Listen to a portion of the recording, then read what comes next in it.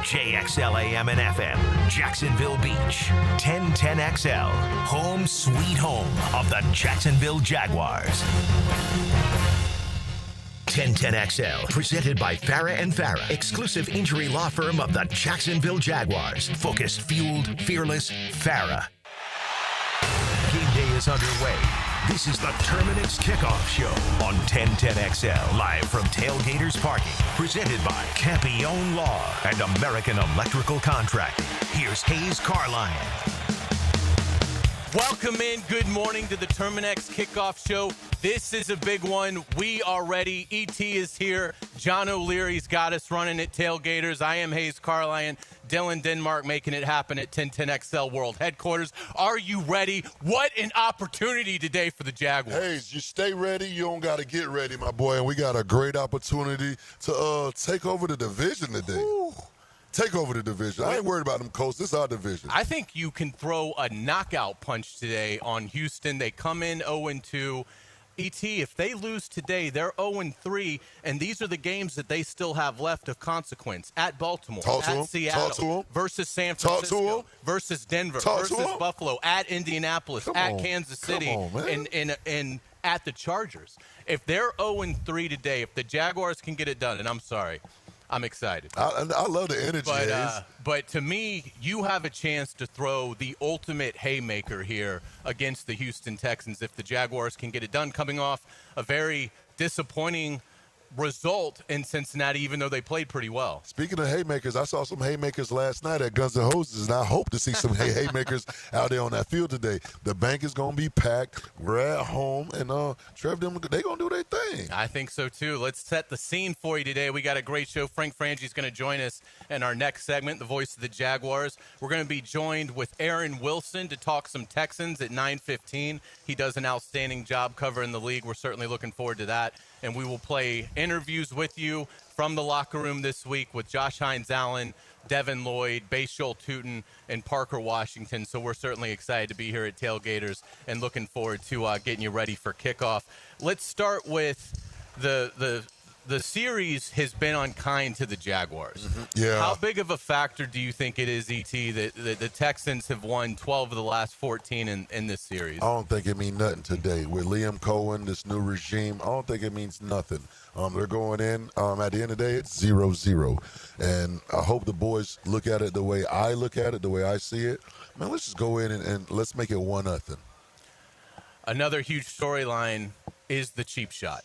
This is the first time the Texans have been back in Jacksonville since Azeez Al-Shaair took Trevor Lawrence out on a vicious cheap shot. He got suspended. Trevor Lawrence was put on the shelf for the rest of the year.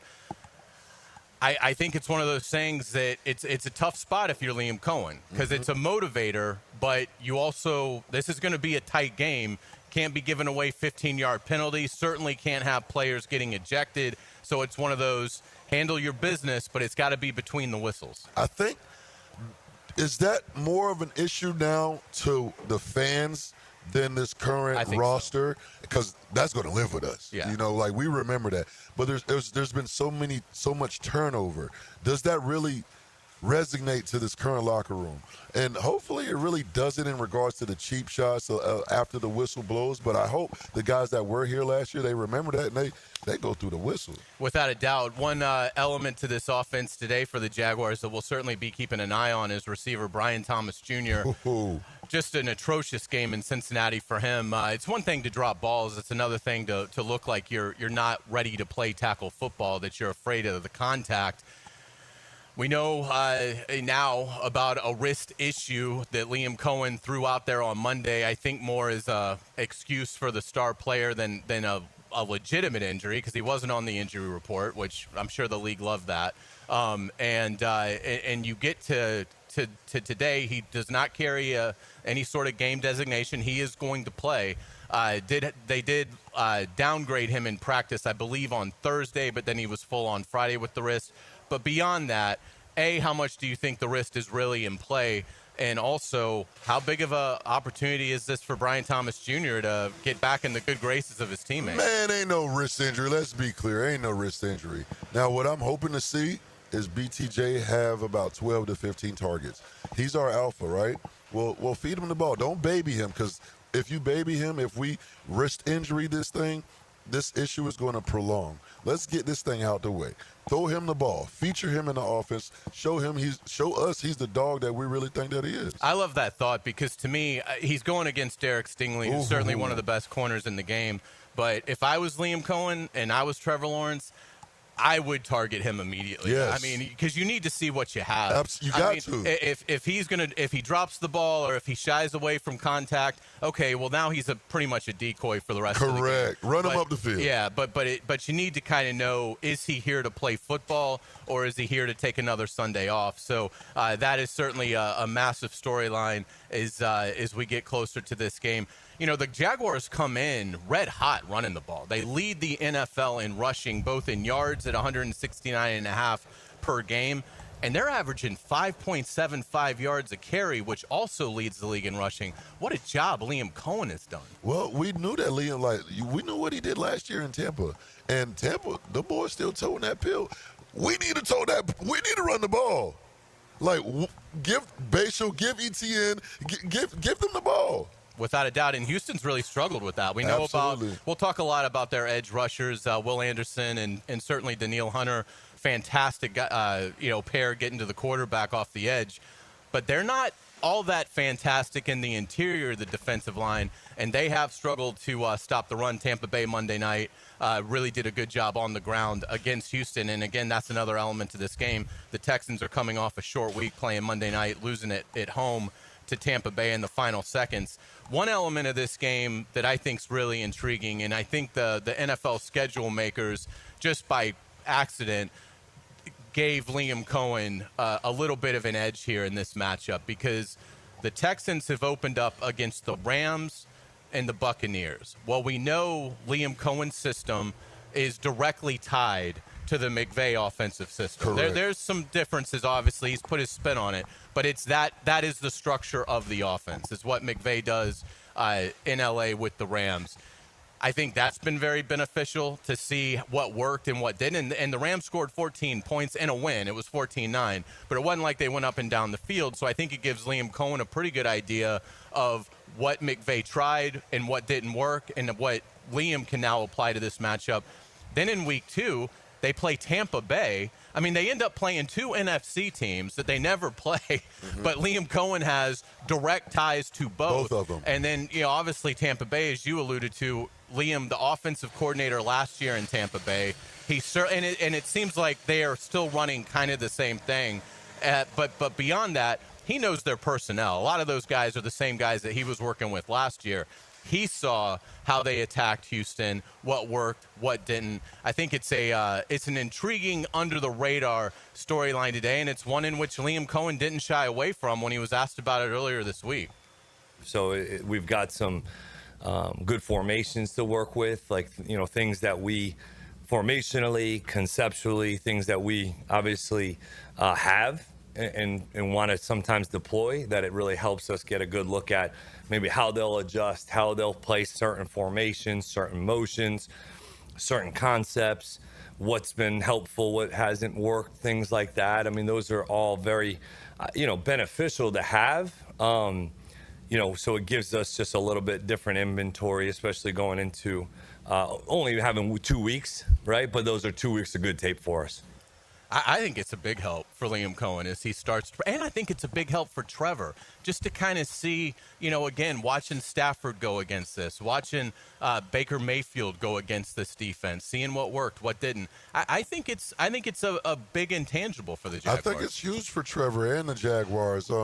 We're trending up, man. Liam coming into this building, and like we say this all the time, but we actually see it. Like, the energy is just different. Shout out to Liam Cohen and what he's doing, but let's continue to trend upwards. Without a doubt, another element to this game that'll be interesting. Christian Kirk makes his debut for Houston. He's missed the first 2 games with a hamstring injury. Yeah. Obviously, was a great Jaguars, probably too strong, but had a pretty good run here as a free agent acquisition. Had some injuries the last 2 years here. There was some debate. Should they keep Christian Kirk? Should they move on? They elected to move on. Christian Kirk ends up in Houston. So we'll see. They've really been struggling as an offense, so they could really use Christian Kirk. It'll be interesting to see how often C.J. Stroud targets him today. Hayes, I've heard you say this on the Frangi show. It's like Houston's offense, all they have is throw the ball to Nico or let C.J. Stroud, kind of figure it out. Let's not let those boys come into the bank and put up monster numbers. Let's not let Christian Kirk come here and dominate us on third down. Come on, Jazz. Absolutely. And the final element to this game as we get you ready for it, the Prowlers. How excited are you? You look great, by the way. You're ready to rock. Oh, you mean this whole thing? Are you excited for the Prowlers today? Man, I wish that was the everyday uniform. Yeah. That uniform looks so good. And I might sound like a homer, but that is a crispy-looking uniform, and I'm so proud that our Jaguars have them. I couldn't agree more. I can't wait to see him today, and I do hope that becomes the permanent uniform when they're allowed to make that change. Should be a lot of fun, though, today to see him in it, and hopefully the Jaguars can play well in the Prowlers. When we come back on the Terminix Kickoff show, we are going to get it to the voice of the Jaguars, Frangi. He's going to give us his final thoughts before we get to 1 o'clock. Texans at Jaguars. We are here at Tailgaters having a wonderful time. We appreciate you guys listening. This is the Terminix Kickoff show. We'll be back with Frangi. You're listening to 1010XL 92.5 FM. The Money Pages brings you the Red Zone featured player of the week. Number 1, Jaguars running back Travis Etienne Jr. Travis played college ball for the Clemson Tigers and was drafted by the Jags in the first round in 2021. Pick up this week's Jags game program with a commemorative ticket of Travis Etienne inside. Download the Money Pages app for weekly specials. Money Pages, official sponsor of your Jacksonville Jaguars. Carolina Jack's in historic Riverside has been named Best Burger in Jacksonville for 5 years in a row.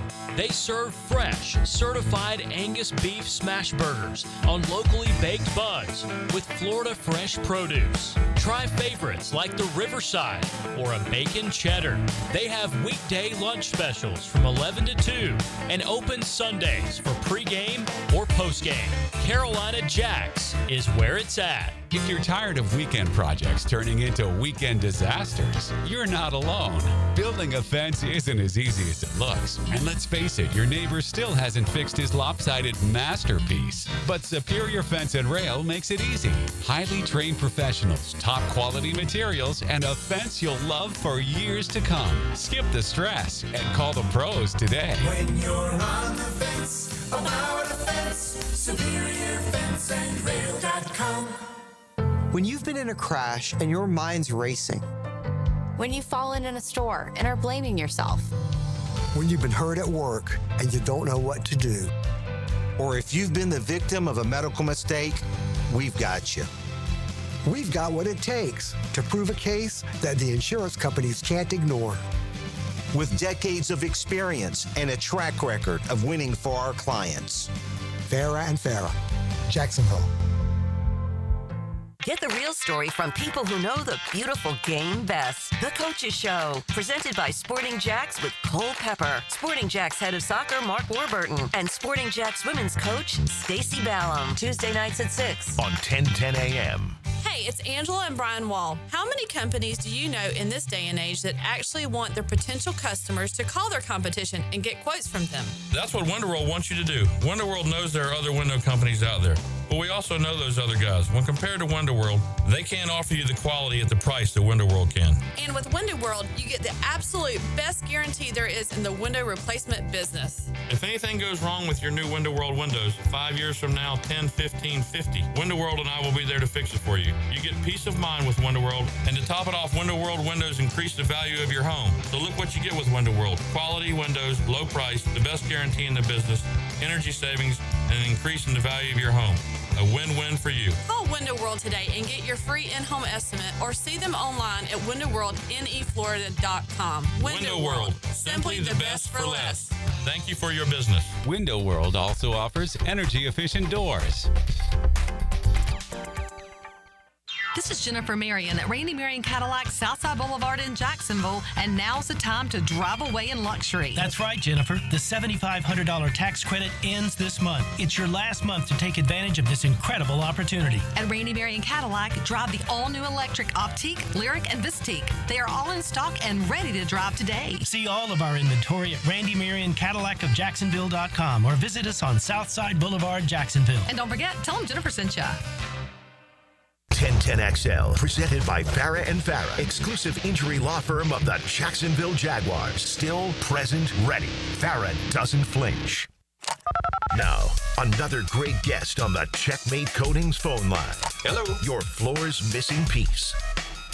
Welcome back to the Terminix Kickoff Show. ET is here. I am Hayes Carline. We're at Tailgaters, and we are pleased to be joined now with voice of the Jaguars and host of the Frangi Show, Frangi. Frank, good morning. How you doing? Good morning to you and ET, Hayes. I'm doing great, and it's a big one today, boy. I've been thinking about this all weekend. I know you have too. A very big game to be this early in the season with the Texans. Can't wait to get it going. Yeah, what an opportunity today to get 2 games ahead of Houston with a win. What are your vibes in terms of the scope of it's week 3, but boy, it seems like a great opportunity to put the Texans in a deep hole.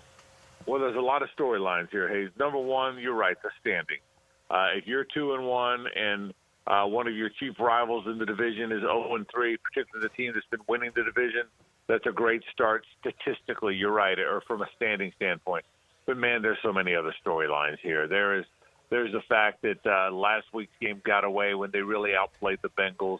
There's the Brian Thomas Jr. stuff. Was he shy to get hit? Is that a story? Can he overcome that? And people are going to watch that. There's the Al Shire hit on Trevor that knocked him out for the season last year. There are so many storylines in this game to watch. It's a big one, man. I hope people are on their way down to the bank or going to go to the bank today because there's storylines galore. But, yeah, you're right. The most important one is you're trying to win the division. And if you get a 2-game lead over one of your chief rivals, a team that's expected to win the division or has been in recent years, oh, that's a big deal. No question about it. Frankie, last week we were saying, this game will determine what type of team we have. Like, we will know what type of team that we have. Well, we didn't win, but this week I feel like it's even bigger. It'll tell us what type of team we have. Can you expand on that for me? Yeah, I think certainly the identity, ET, is a big part of this, isn't it? We have every time there's a new regime anywhere or a new team comes around anywhere, you want to figure out who they are, what their identity is. I think we're getting a pretty good idea. This team wants to run the football. They lead the league in rushing already. They're 4th in the league in total offense. I know it's only been 2 weeks, so stats are kind of silly early in the year. But I think we want to know who they are. I think there's a toughness. I think there was a belief that this team lacked toughness, ET, before this year. And I think we're getting to feel that now, right? And yes, so I think that's who they are. Now, the other part of your question, who they are, is can they finish games? Because this is a team that in recent years hasn't finished games. That's why they keep changing regimes all the time. That's why a lot of times every time you look up, there's a new coach. Well, this regime, Tony Baselli, James Gladstone, Liam Cohen, the 3 at the top, seem to be all pulling in one direction. Be tough, be physical, run the football. And it looks like that's who they are. Now, the final part of that equation is can you finish the job? Can you do all that, and then at the end of the game, do you have more points because you finished, you closed? We don't know that yet. And I don't know that you're going to know that, ET, in the first 2, 3, 4 weeks of the season. But you get an idea of who they're trying to be. So, yeah, I think so. I think that's a good question. Who are they? We're learning a little bit about who they are and how they want to play. Can they finish and can they close? We're going to learn that as the weeks go on. Frank, I do think that Liam Cohen has instilled a physicality. We're seeing it in an improved offensive line. They are leading the league in rushing, both in yards per game and yards per carry. But Brian Thomas Jr. has not displayed that. Do you think that continues today? What would be your plan on figuring out if you're Liam Cohen and Trevor Lawrence? Did this guy show up to play today or not? Well, first of all, everybody is aware of that story, including Brian, including the Jaguars, including Liam, including Trevor Lawrence. Everybody now knows the story is Brian Thomas shied away from contact last week. Will he continue to do that? In fairness to Brian Thomas, that has not been the book on him at any point in his career, to the best of my knowledge. It was not the book on him at LSU, and it certainly wasn't last year. The book on him has never been a guy that doesn't want to get hit. So there's never been a pattern of that, Hayes. It happened last week. Now you look back. Was the big hit against the Steelers, did it rattle him a little bit? That's the question everybody's asking now. I don't know if that's true or not, but that's what everybody's asking. Is that part of the storyline? Can he overcome it? Was it just a one-off thing? So everybody's aware of that story. It's not like we all see it and they don't know it. He knows it and Brian knows it too. How do you get over it? You and I had this talk during the week. I'd get him the ball early. I'd run a reverse on the first 2 or 3 plays. I'd run a little slant to him right out of the gate. I'd want him touching the football and having a successful play very early in the game. Put that story behind. I wouldn't mind him getting popped one time early in the game and getting up like he always has before last week. But I think if it was me, I would involve him early on. The other thing I would do, too, is I'd get him down the field a time or two. What he's best at, here's what Brian Thomas is best at. He's really fast. He's a really good, apart from everything else he does, and wide receivers do in the league these days, he's a really good deep threat, man. Get him down the field if you can once or twice. But I would certainly involve Brian Thomas Jr. very, very early in the ballgame. Now, Frank, I don't want to live in the past, but we know that history repeats itself. And I don't want to have that same end result of last week's game. However, that first drive of that game last week, it really got me going. Do you see Liam, like, putting something together again? Or not even just Liam, but just the offense. When they flip the coin, do we want that offense to get the ball? Do we want them to go out first? Well, it seems like that's who he is. You know, Liam now, every preseason game, and then one, he's great at winning coin flips. I mean, every time they win it, and he wants the ball. You know, most teams in college and pro football now defer because they feel like if I get a stop out of the gate, now I'm on a level playing field with these guys, and I get the ball to start the second half. In those first 5 minutes, everyone says the middle 8, the last 4 minutes of the first half and the first 4 minutes of the second half are so critical. Well, if I defer, then in part of that middle 8, I guarantee that I get the ball. So most teams, more teams than not, if not most, would rather defer. Liam wants the football. He feels like he can send a message, and part of the identity he's trying to create is let's score first, man. Let's go hit him in the mouth. Let's run it right at him. And so my guess is he's always going to – and I kind of like that. Here's the other thing about taking the ball first. If you take the ball first the way Liam has, that means you're really confident in your offense.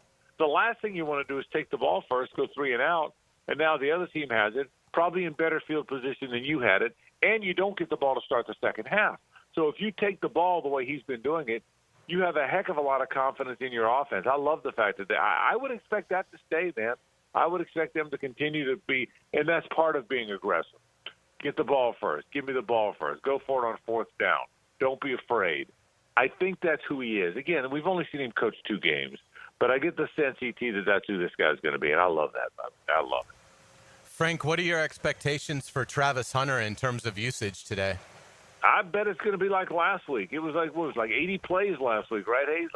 Essentially 40 on both sides of the ball, a little more or less. But I think that's what you got, man. I think that's what you're going to see. Now, Monteric Brown returns, we think, today. Now, that he had a great camp before he got hurt. He's a very good cornerback in zone coverage. He's a guy that was maybe playing better than where he was drafted. So, and they haven't had him. I'm not sure, Hayes, if he had not gotten hurt, I think he would have been the starting corner ahead of Jarian Jones at that one spot. Obviously, Tyson's on one spot. Jordan Lewis is the corner, is the nickel. The question has been the other spot. At the other spot, the best guy you got is Travis Hunter, but he's had to manage both, right?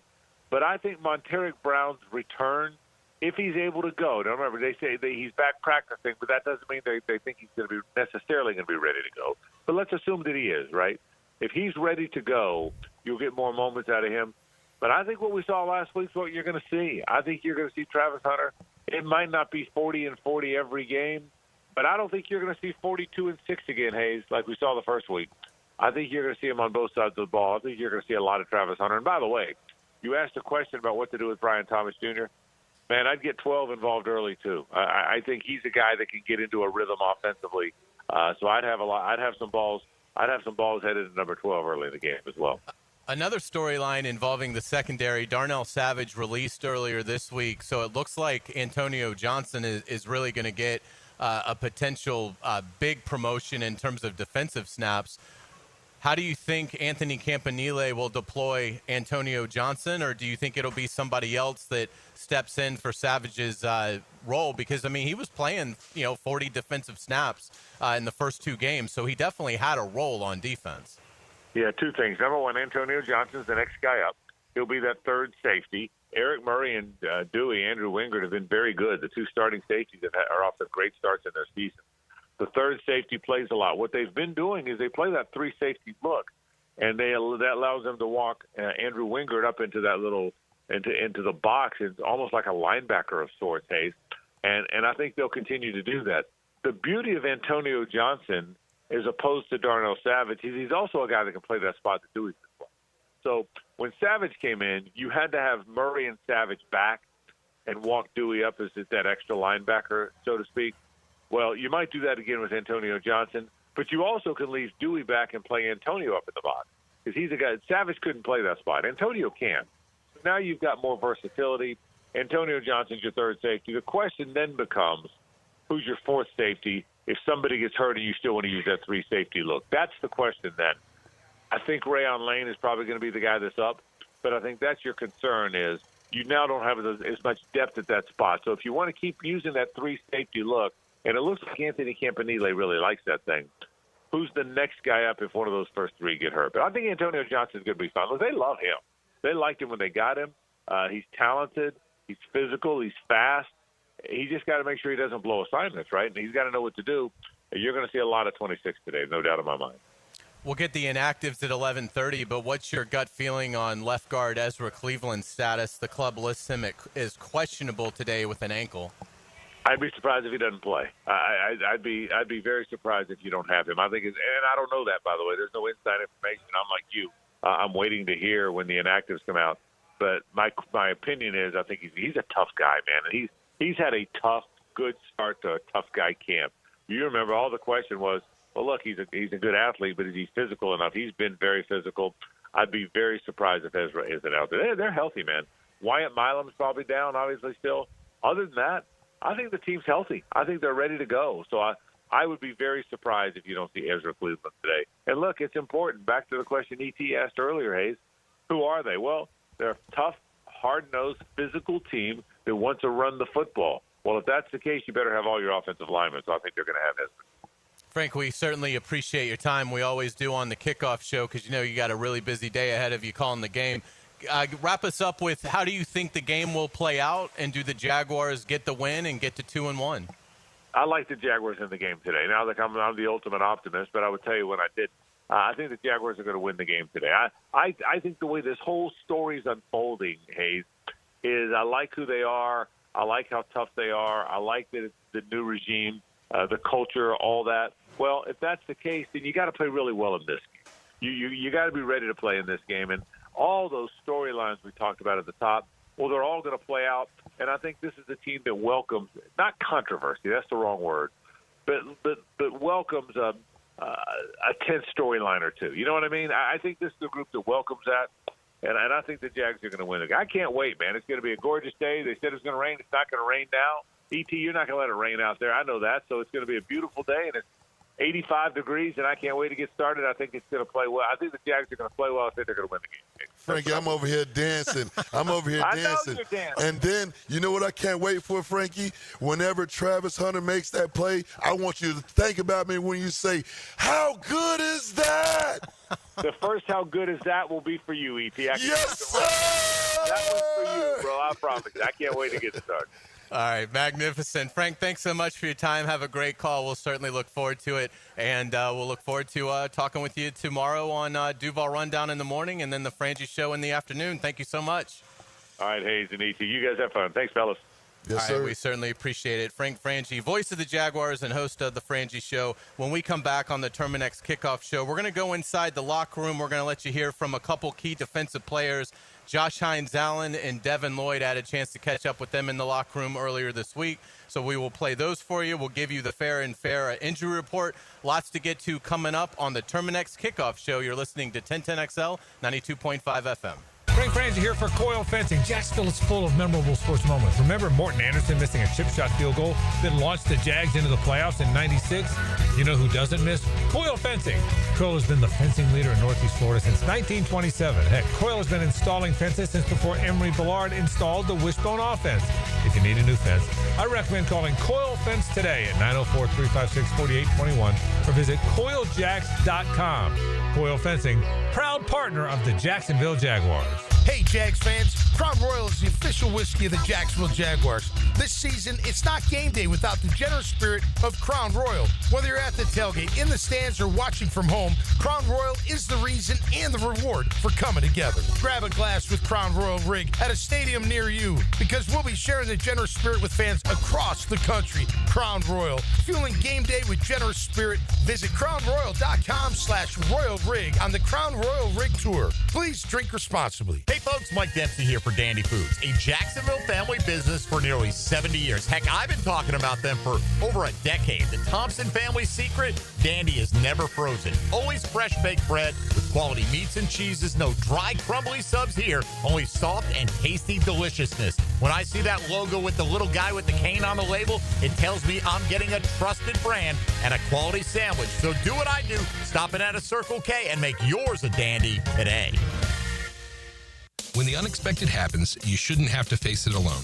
I'm Chris Campione, and at Campione Law, we're here to fight for you. Whether it's an auto accident or a slip and fall, our Jacksonville team takes care of every detail, from investigating the incident to securing multi-million-dollar verdicts, so you can focus on getting better. And remember, you don't pay a dime unless we win your case. Our commitment is 24/7, bringing you the real support from real people who really care. Campione Law, your dedicated partners in justice. Visit CampioneLaw.com. Count on Campione, Campione Law. He's not Pistol Pete, he's Pete Prisco. Been on the wanted list almost 20 years. CBS Sports senior NFL writer Pete Prisco joins the Frangi Show Friday afternoons on 1010XL. Brought to you by Showtime Sports Cards and Collectibles. The Money Pages brings you the Red Zone featured player of the week. Number 1, Jaguars running back Travis Etienne Jr. Travis played college ball for the Clemson Tigers and was drafted by the Jags in the first round in 2021. Pick up this week's Jags game program with a commemorative ticket of Travis Etienne inside. Download the Money Pages app for weekly specials. Money Pages, official sponsor of your Jacksonville Jaguars. It's time for the Plumbing 411 from Superior Plumbing and Pipeline. It's not just annoying when your toilet keeps running long after you flush, it's also costly because it could waste hundreds of gallons of water a day. A running toilet's often caused by worn out flappers, corroded valves, or a faulty float. Superior Plumbing and Pipelining will fix the problem fast, which can help lower your water bill. Stop the running and start saving today. Make the superior choice when your toilet won't stop running, and learn more at superiorplumbingjacks.com.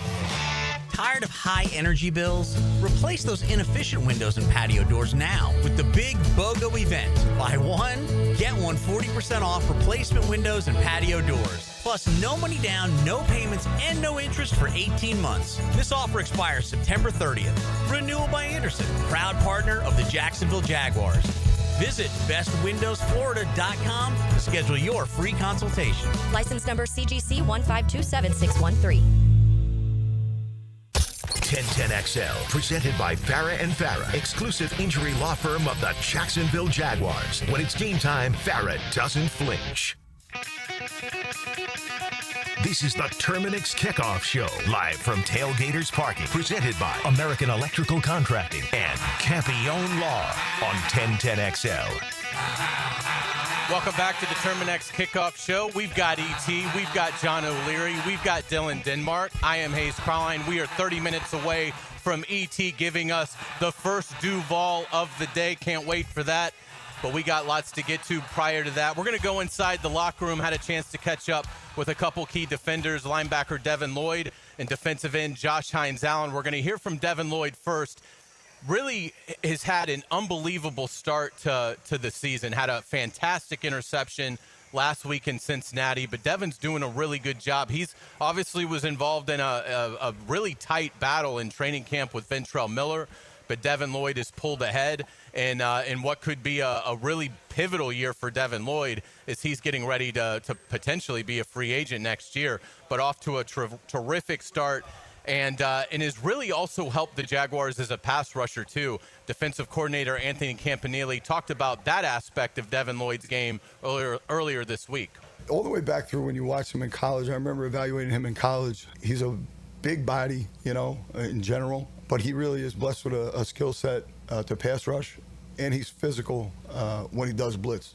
You know what I mean? I think he takes pride in that, takes it personally when he comes downhill and blitzes, and I think he's done a pretty good job with that to this point in the season. And to be honest with you, he works at it hard. He puts extra effort into that, watching tape and doing extra stuff. Even with Coach Lukabu after the practice, you could see that every day. So he spent time and done a good job that way. E.T., what have been your thoughts about Devin Lloyd so far through 2 games? Man, Devin Lloyd, he's living up to that draft pick. We moved up into the first round to take him. And shout out to Campanile because he's really utilizing the talent that we have on this defense. Yeah, I totally agree. Devin Lloyd, again, kind enough to give me a few minutes. This was earlier in the week, my interview with Jaguars linebacker Devin Lloyd. We're pleased to be joined with Jaguars linebacker Devin Lloyd here on 1010XL 92.5 FM. Man, it's great to see you. How you doing? I'm good, blessed. How you doing? I'm doing great, thanks. That was a fantastic interception the other day. Walk us through that play. How'd that open up for you? Yeah, just zone drop, getting to my landmark, reading the quarterback's eyes, and had the opportunity, so I just had to come down with it. What was it like watching it on film with your teammates? They highlighted it, but obviously we didn't get the win, so it wasn't as exciting, but it was a good play, definitely wish we would have came out on the positive side of it, but we're going to need more of those, we're going to need more takeaways by everybody all throughout the defense all season long. You guys are leading the league in takeaways. What's been the key in everybody getting involved in that? I think, first of all, it's a mindset. The ball's got to be on your mind. Guys attacking the ball. And then just taking advantage of the opportunities that come to us. You had an incredible battle, obviously, in training camp. Why were you able to, hold off Ventrell and show the staff that you can be a playmaker out there for them? Just doing my job. Using the abilities God gave me and letting everything else take care of itself. How does Campanile's scheme, how does that fit your skill set? I think he has a lot as far as linebackers getting downhill, playing with their hands, playing violent at the point of attack. And obviously we have coverage responsibilities as well. You got to just be an all-around player. And, I really like what he's got going on defense. Houston coming in, divisional opponent, does that raise the intensity at all this week for you guys? Every week's a big week. I think, obviously, Houston, we know about Houston and just our history with Houston. So there's something there, obviously. But every week you got to show up and you got to play your best ball. Seems like they play with a lot of intensity, a lot of physicality. Does that come across on film when you watch Houston? They fly to the ball. I like what they got going on defense. Those guys definitely swarm. And offensively, they want to be physical. And we pride ourselves as defense on being physical. So it's going to be a good battle. What has Jordan Lewis and Eric Murray brought to the defense? Oh, man, experience. Those guys are vets. Those guys are ball hawks, and they love ball. They're great communicators, and they bring a lot of security in the back end. Just all around, great additions to this team. Houston doesn't have Joe Mixon, but Nick Chubb looks like, he's still got plenty of juice left, scored on a 25-yarder. What stands out about the Texans' ground game? Yeah, definitely a downhill, physical, old-school mentality type running game. Chubb, he's still, got a lot of juice, and I know he's hungry to get back on that field and make his presence felt again. So got a lot of respect for him as a player. And then, like I said, they're just physical mindset. They definitely want to ground and pound. Devin Lloyd, thanks so much for your time. Best luck Sunday. All right, thank you. Yeah, I appreciate Devin Lloyd. And, he's one great defensive story. Another one that has been for quite some time now is Josh Hines-Allen, E.T. What are your impressions so far from what we've seen out of Josh Hines-Allen? I love what I'm seeing out of him. A lot of people, because he doesn't have those sack numbers, but sometimes the plays that really affect the game aren't in the box scores, and he's top when it comes to pressuring the quarterback. And defensive ends will tell you, that really matters. When you pressure the quarterback, that helps the back end, that helps everybody else. And, man, shout out 41. Keep doing your thing. But I do need you to just get on that quarterback. Just get a little bit faster. That's right. He's closing in on the franchise sack record. So that would be certainly incredible if he was able to get that today. That would put him in the running for AFC Defensive Player of the Week. Go get it in that Prowler jersey, too. Yeah. Oh, I didn't think about that. Oh, that'd be fantastic. Absolutely. Liam Cohen talked about Josh Hines-Allen on Friday in his press conference. And when you listen to this clip from Liam, he keeps putting his hand kind of in a upward trajectory motion. So when he says like this, picture Liam Cohen, if you didn't already see the press conference, his arm is sort of trending upwards. But the new Jaguar head coach certainly excited about what he has in Josh Hines-Allen's ability to be disruptive to the quarterback without necessarily getting sacks.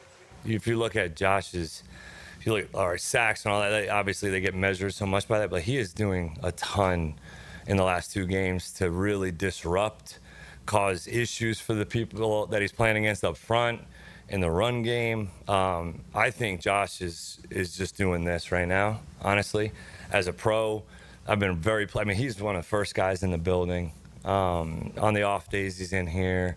We had 40 odd guys in here on the off day working out, and he's been helping lead that. And, been really pleased with him as a pro. Been really happy with him. I think it's just going to keep doing this. I thought that was a really cool story that Liam shared, that Tuesday is the players' off day. Yes. And that Josh Hines-Allen is leading the effort of, come in, let's still get some work done. And to have 40 guys showing up on the off day, that tells me a lot about the buy-in. That speaks a lot about the buy-in, man, and whatever you want to call it, drinking the Kool-Aid, seeing teal. But I love that Josh Allen because he's like our guy. We drafted him. We signed him. He's a true leader. He's a true captain of his team, and I love that he's doing that. Absolutely. Josh Hines-Allen, kind enough to give me a few minutes on Friday, and here's that interview. We're pleased to be joined with Jaguars defensive end Josh Hines-Allen here on 1010XL 92.5 FM. Man, it's great to see you. How are you doing? I'm doing good. Excited about this weekend. How's your family? How's Wesley doing? Everybody's doing well. He's doing fine, man. He's in school and living the life to its fullest. That's fantastic. Liam was talking about you earlier this morning, Josh, and talked about how disruptive you've been. How do you feel like it's been for you 2 games into the season? I'm just trying to do my part to maximize the value of our defense, man. And, whatever role that fits in for that week, I'm willing to do what I need to do. But, my role as a team is to make a lot of plays and disrupt the passer. And, that's my sole focus. And also making a lot of plays in the run game as well. So if I can do that, do my part, lead the league in takeaways, stop the run, I'm happy. Absolutely, and a lot of good stuff so far. You guys are leading the league in takeaways. What's been the key to having that kind of success so far? Communication and fun. Guys flying around, guys communicating, guys knowing what they're doing, and guys want to make plays, man. And it's just a testament to everybody doing what they're supposed to do. Liam commended you for the work that you've been doing on Tuesdays. He said you guys had like 40 guys in on the off day, and you're sort of leading that charge. Why is that such an important day for you guys, even though it's supposed to be your off day? Just to get in, we're in the season, so we're in the thick of things now. So it's like there's never a true off day. You got to figure out something that's mental work, body work, just to trying to stay within. That's watching more film, getting catch up on by yourself, but for your next opponent. I think it's really important. And for me, man, that's just something I've always done, getting in early. Still, I try to take my kids to school on Tuesday morning, so I come in super early, do my body work, and then make it home in time to take my kids to school. Awesome stuff. In terms of this matchup with Houston, is the intensity, is it raised because of the stakes involved with it being an AFC South game, but also the fact that you guys have a chance to put them in an 0-3 hole? At the end of the day, it's about us, not them. They're coming in as a good team, besides the record. But at the end of the day, it's about how well we play, how well we come into a situation, how our mindset is, and just how much we just got to go get it. And we play to our standard. We'll have a good evening. What stands out about their tackles? They've got a rookie at left. Obviously, you're familiar with Cam, but he hasn't been playing much. But what do you see when you evaluate that Houston offensive line? they're big, they're physical. They like to run the ball. That's about it. What stands out about Chubb? Obviously, he's had a great career. Broke a touchdown run the other night. What stands out in terms of the skill set that Chubb provides? He gets downhill fast, man, and he wants to run the ball. He in between the tackles, he does a really good job. He's also patient in the hole, waiting for his gap to open up. And then once he does find that opening, he just charges right through. So we're going to do a good job on playing gap sound football. We're ready for the matchup. We like the physicality up front. We like to stop the run. We like to be able to play dominant up in front, and it starts with that. So we can do a good job in the run game and take advantage of them in the pass game. We're looking for ops there. Offensively, you guys are doing a magnificent job running the ball, leading the league in rushing. What stands out about Liam Cohen's scheme from a defensive perspective, going against it in training camp, that leads to such efficiency running the ball? I think I don't even know. They just keep it up. Whatever they do, keep it up. Yeah. What are you seeing out of Trayvon? A playmaker, a guy that who's taking advantage of his opportunities and his matchups, and things that we expect to do. The expectations for me to make a lot of plays and be productive, and it's the same thing for him, and he understands that, and he's taking full advantage of those moments. Josh Hines Allen, thank you so much for your time, and certainly best of luck on Sunday. Thank you, sir. Yeah, appreciate Josh's time, and the Jaguars leading the league in takeaways, ET, and hopefully that'll continue today against a quarterback in C.J. Stroud that's pretty good, but has been, I think, hurt environmentally with a poor offensive line, and really outside of Nico Collins, the weapons haven't been very productive so far for Houston. And I can guarantee you, when I spoke on those box scores that you don't see, Josh Allen has direct effect on why we have so many takeaways this year. Without a doubt.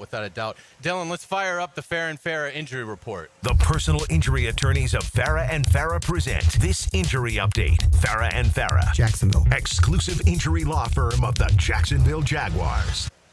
The Jaguars enter week 3 pretty healthy. The one that we'll be monitoring closely is left guard Ezra Cleveland. Coming out of the Cincinnati game, Ezra had an ankle injury, but Liam said early in the week on Monday, we're gonna kind of ease him into the week, but we expect to have him. He is listed as questionable, was able to put in a limited practice on Friday after not practicing Wednesday or Thursday. Critical to have him today. Hopefully Ezra Cleveland will be active. Very critical, because one of our strongest suits this year has been the trenches, especially that O-line. Trevor barely been touched, and Ezra got a lot to do with that. Without a doubt, and I was wrong about Ezra Cleveland. I didn't think he was going to be the starter when they got to week 1. Yeah, he's that boy. But he definitely had a fantastic offseason, really took it personally in terms of the challenge ahead of him, and has met it. So hopefully Ezra Cleveland able to be active today in the lineup. We know rookie offensive lineman Wyatt Milam will not play. He has been ruled out with the knee injury, but seems to be getting close. He was able to practice in limited fashion throughout the week. So Wyatt Milam probably getting close, and that's it. The Jaguars, no other player carries an injury designation, so very healthy team. Fairly healthy means fairly good, man. That's a good sign for our Jacksonville Jaguars. Without a doubt. On the Texans side, they're getting Christian Kirk back. We talked about that earlier. He was dealing with a hamstring injury. He will play today.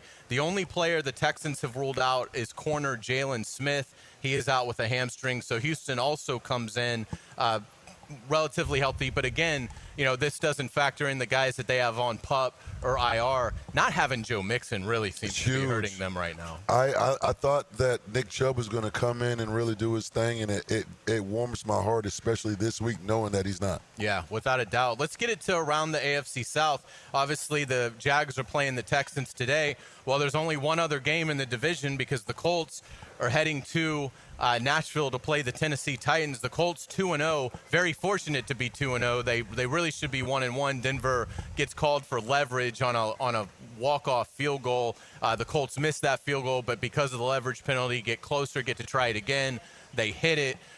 So Indianapolis is 2-0. This will be their first road game. The Titans 0-2. They've been pretty gritty and tough, just not able to get it done yet with rookie quarterback Cam Ward. What do you expect today in Nashville? Can the Titans pull the upset? Hayes, don't get mad at me. Duval County, don't get mad at me. And I know y'all going to follow me when I say this. Tighten up. I need them Titans to win. Man, I just can't believe that Daniel Jones is leading the Indianapolis Colts. Like, do you know the punter? Do you know the name for the punter? I don't, because he hasn't been on the field. punted on the field. He hasn't been on the field. What is this, Peyton Manning era? Right. I mean, that used to happen when they had Peyton. Now it's like it really has been remarkable to see what Daniel Jones has done there through the first 2 games. But I'm intrigued to see how they fare on the road. Their first 2 games were at home. Okay. They're going on the road. I think Tennessee pulls the upset today. Okay. I think the Titans take down the Colts. It'll be a street fight game. I think 17-16, kind of a game. Yeah. But and to your point, that would benefit the Jaguars. If the Jaguars can get a win today over the Texans and the Titans beat the Colts, then the Jaguars and Colts would be tied at 2-1 in the AFC South. So that'll be really interesting to see how that goes. When we come back on the Terminix Kickoff show, we've got lots to get to. Let's set the scene for you for our second hour. We're going to get to our keys to the game in our next segment. Lots of things to break down in terms of rushing the ball against Houston. The Jaguars, again, leading the league, protecting Trevor Lawrence. you referenced it. They've done a magnificent job. The Jaguars are leading the NFL in sack percentage allowed. So last time we got to say something like that. Isn't it amazing that they lead in a multitude of great categories? I mean, if you extrapolate it out over a 17-week season, if you led the NFL in rushing, yards per carry, sacks allowed, and takeaways, we going to the Super Bowl. Probably going to have a big time year. You're definitely going to the playoffs without a doubt if those numbers are able to hold. So that's going to be a lot of fun. That'll be a part of our keys to the game. We'll also get into some of the intangibles. They need to show toughness today. You got to show some resiliency. That was a disappointing loss in Cincinnati. Definitely a giveaway. They allowed Cincinnati to steal it with Jake Browning, and there were some questionable calls. The pass interference on that's the one. Gosh. The Diami drop, self-inflicted. Yeah, I can live with self-inflicted. Don't take the game away from me, refs. Right. Like, come on. You're going to call that on fourth down? Yeah, that was very disappointing. But and another thing we're going to talk about in keys to the game is 2 other elements. The punt game Monday night. Houston almost stole that game from Tampa Bay, all because of the punt team. Houston blocks a Tampa Bay punt. That's big. They then had a 53-yard punt return. All this happened in the final 20 minutes of the ball game, and it almost allowed the Texans to come in and steal the win. So we're going to certainly talk about that, and we're going to talk about this screen game. Liam Cohen has really done an outstanding job developing the screen game. The players have really gotten the rhythm and the timing of it down, so we're going to get into that as well. Aaron Wilson is going to join us to talk Texans football. That'll be our Behind Enemy Lines segment at 9:15. Aaron covers the Texans for KPRC2, the NBC affiliate out in Houston, does an outstanding job. He's covered the NFL at a high level for many years. And we will also get some offensive interviews going for you. Bashul Tootin and Parker Washington. We'll play those interviews from earlier in the week in the locker room as well. So still lots to get to. We've got our brackish toast of the game coming up, and we will give you our thoughts and picks on who is going to win the Texans-Jaguars game. So still lots to get to on the Terminix Kickoff Show. You're listening to 1010XL 92.5 FM. You love sports. You live for the action. He did it again! Experience the excitement of the moment on 1010XL.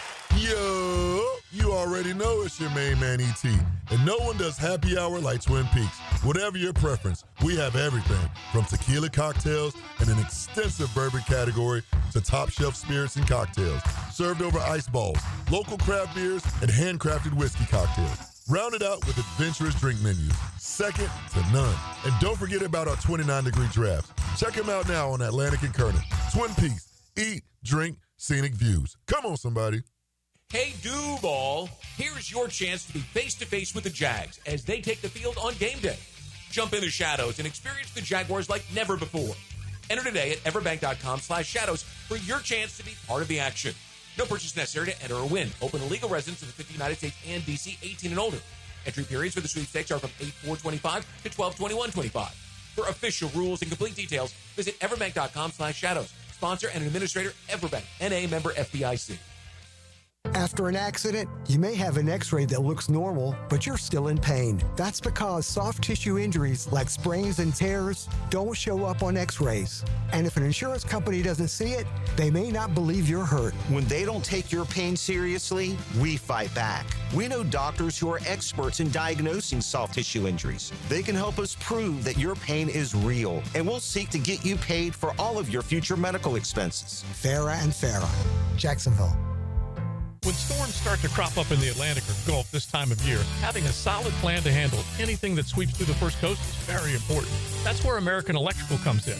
Ensure your home's safety and comfort with an American Electrical home generator. As the area's leading home generator dealer and installer, American Electrical can offer you easy installation, simple maintenance, and peace of mind. Schedule an assessment by simply calling the team at American Electrical. They'll walk you through the best generator for your home or business. Log on, american-electrical.com.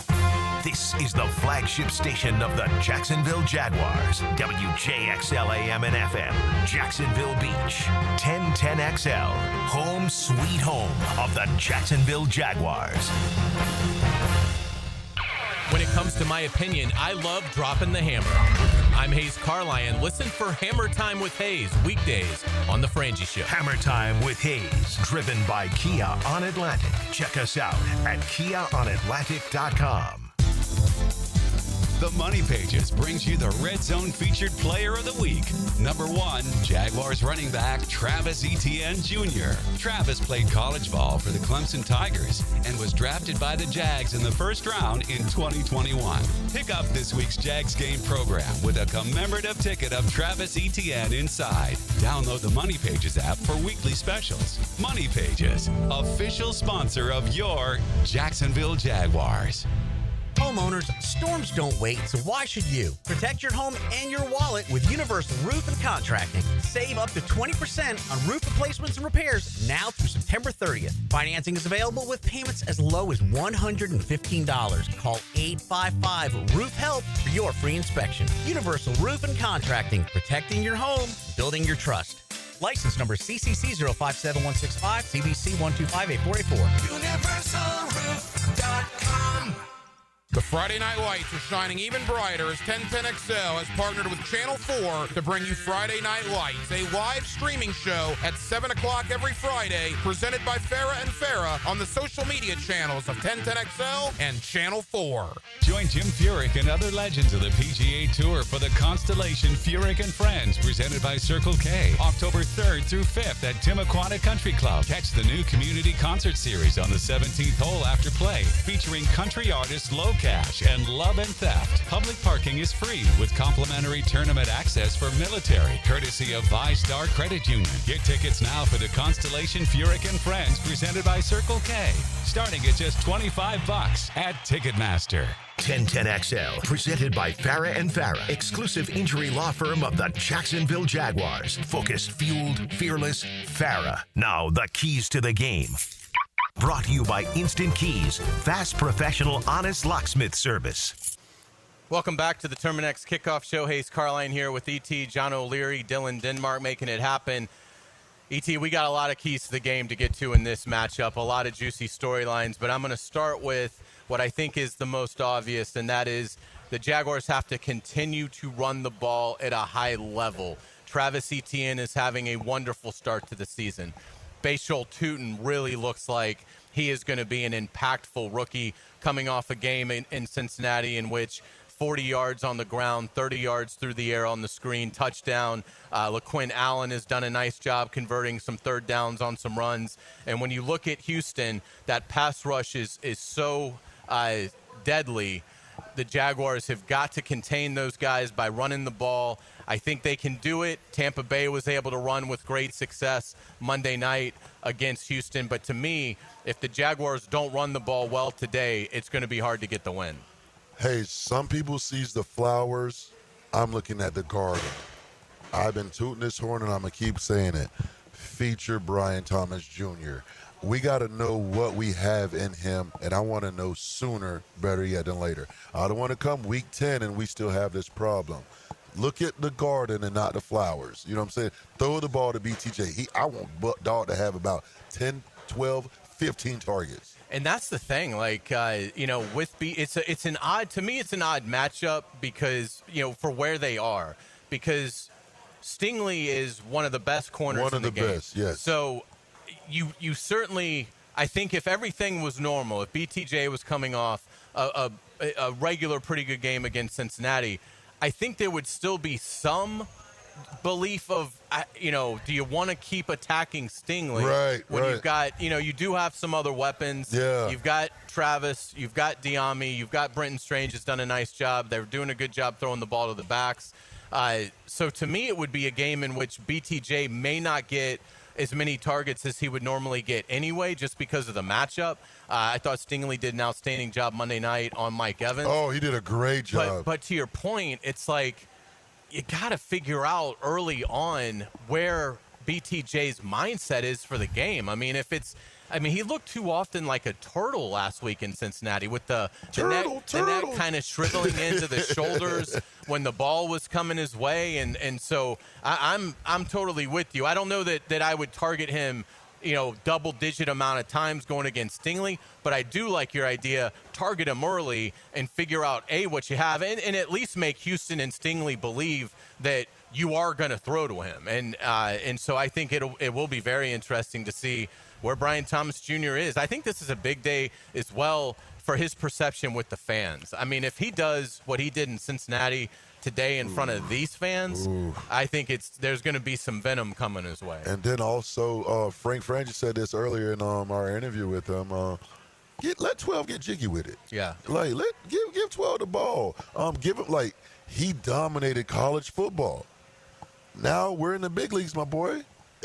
You were that good in college. We know, we moved up to draft you, 2nd overall. Get jiggy with it, my boy. I agree. I was shocked that the New York Times, The Athletic, did a piece this week about, or people around the league are starting to wonder and whisper about Travis Hunter. I'm like, what are you kidding? We ain't worried about He's a Trevor Lawrence underthrow from scoring a long touchdown in week 1 against Carolina. He should have sealed the win in Cincinnati if not for a completely bogus pass interference and he would have had a touchdown in that game if not Trey Hendrickson got a little loose on our right. But so yeah. I mean, I think he's been a millimeter away from already making an incredible impact, and I think it's just a matter of time. I just think he's had some bad breaks in these first 2 matchups, but yeah, absolutely Travis Hunter, and he doesn't appear to be at all bothered by the workload. No. So last week it was in the mid-80s. I think it'll be there today. I mean, I think Travis Hunter absolutely, it could even be higher. It could be 50 snaps on offense and maybe the whole game on defense. And until he shows signs of fatigue, particularly in a game like this where you have an opportunity to take a 2-game lead over Houston, I think you throw it all out there on the table. We know Houston, their path to win, it starts with those 2 great pass rushers, Will Anderson and Danielle Hunter. Liam Cohen talked earlier in the week about the challenge that those 2 players will present. Obviously, being in that division in L.A. with San Fran, right? Very, very similar structure, the way that they come off the rock, the way that they want to disrupt. We have got to have another sound plan when it comes to protecting the quarterback, but also in the run game, manufacturing different ways to manipulate those guys. Like I said, it takes all 11, but specifically the way that they want to roll off and come off the rock and play. Talented, got a lot of respect for the way that those guys play the game and can be very disruptive. Yeah, without a doubt. I think, for Walker Little at left tackle, who's been okay through 2 games. Anton Harrison at right tackle has been very good through the first 2 games. But Houston gives you problems on both sides with those edge rushers. So, again, that's why the run game's so important, staying good down and distance situations. But when you do get in 3rd and long or obvious passing downs, boy, those offensive tackles today for Jacksonville have to play well. The offensive tackles have to play well, but also Trevor. And I think he helps the O-line a lot with his footwork. I've been saying this all year because I heard Liam say that how they've been working on Trevor's footwork. And you can see it. That goes to him not being sacked yet is, yes, the big uglies, but also Trevor doing his thing, moving around in that pocket, getting rid of the ball. Without a doubt. I think takeaways, a big key today. Again, the Jaguars lead the league with 6. The Jaguars are +3 in turnover margin coming into today. That's outstanding. 6 takeaways. They've given the ball away 3 times. On Houston's side, it's been a little quiet. Now, again, they've gone against Matthew Stafford and Baker Mayfield in weeks 1 and 2, 2 very seasoned, smart, cerebral quarterbacks, and certainly playing in good offensive systems. But Houston is -1 so far this season. They only have 1 takeaway through 2 games, and they've been pretty good at protecting it. They've only given it away themselves twice, but only 1. So the Jaguars have 6 takeaways. Houston only with the 1. And that again, like Hayes, we were talking like, when was the last time we were able to say we lead in the league in takeaways? That's such a beautiful thing, man. And like, man, let's not. And then I'll say this: I'm not happy about the giveaways. However, they haven't been on Trevor. They haven't been atrocious. So I can live with it. Yeah, I agree. And again, if you keep, if you're 6 takeaways and 3 giveaways +3 through 2 games, you'd certainly take that through the course of the season. But ET, it's 9:04. Help me out. You know what we do at 9:04?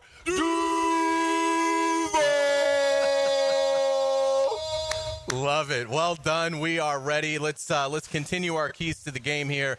CJ Stroud. Let's talk about getting after Stroud. The Houston offensive line is very suspect. It has been now for a couple of years. They entered today's game 29th in the league in sacks allowed percentage-wise. So just abysmal stuff from Houston from a pass protection standpoint. They're also dead last in the NFL and third down conversion rate so far at 22.2%.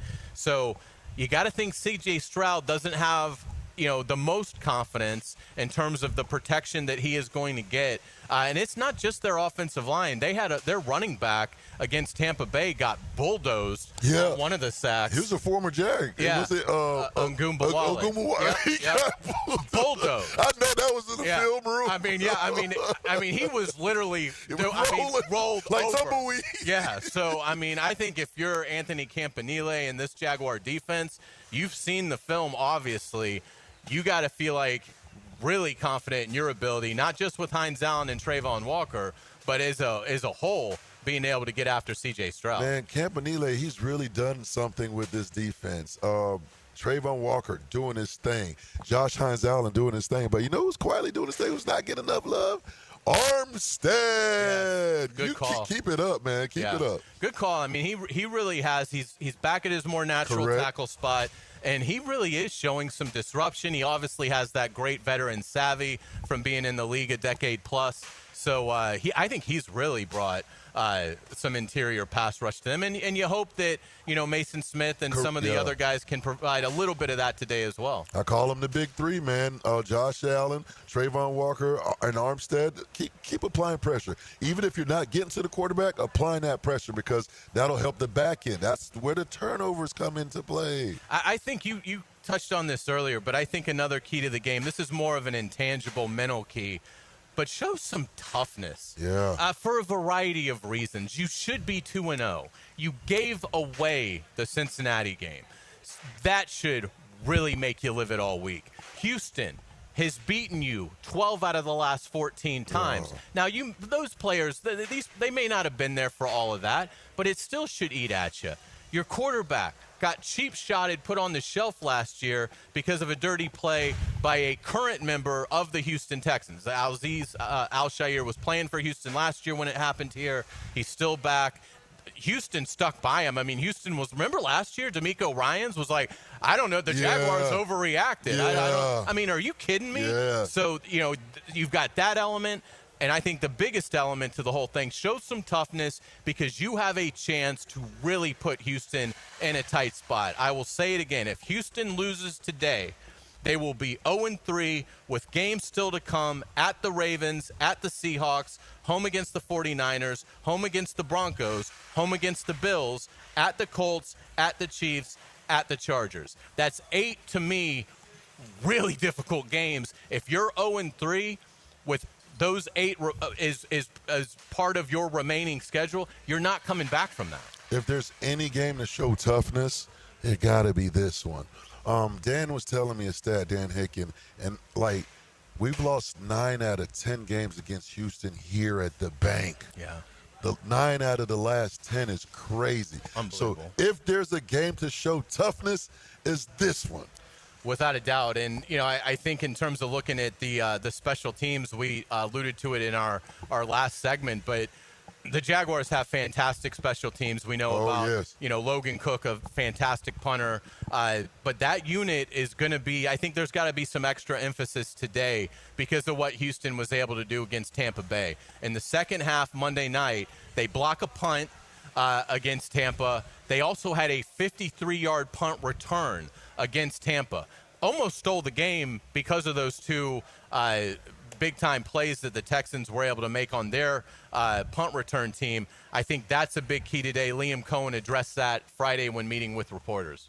It's a challenge for sure. Those guys they're aggressive in the teams. They're, the fakes. They also, obviously have a good rush.